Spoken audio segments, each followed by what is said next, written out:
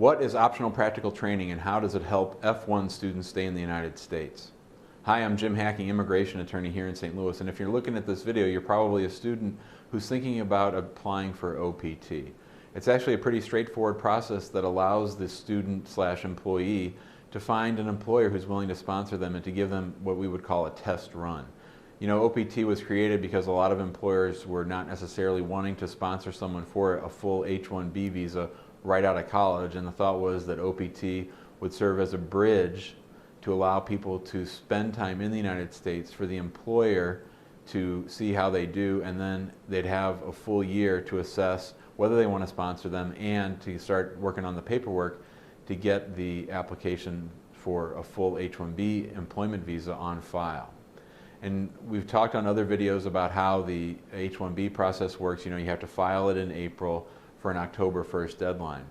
So for a lot of students, that OPT gets them from when they graduate, perhaps in May, all the way through to the following May. One thing to keep in mind is that you also have a 60-day grace period. So whenever your F1 status expires or whenever your OPT expires, you are going to have 60 days to stay in the country. And so sometimes that gets people closer to the October 1st start deadline on the H-1B. Sometimes people have to leave. If an H-1B visa has been filed for you and you've been on that OPT, and if you get the H-1B ultimately approved, then your F1 status is deemed to have stayed intact until you start on the H-1B. That's to solve what's called the cap gap.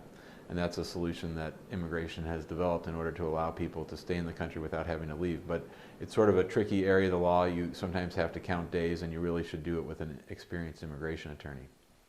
The other thing to keep in mind about OPT is that if you study in a field, one of the science, technology, engineering, or math fields, then you qualify perhaps for a 17-month extension. So you would get not only the 12 months of OPT, you could get an additional 17 months, which would give the employer not only 29 months for you to work together, but also two chances to get you that H-1B visa. The 17-month extension was put into place because employers were having a hard time keeping people in these science and technology fields.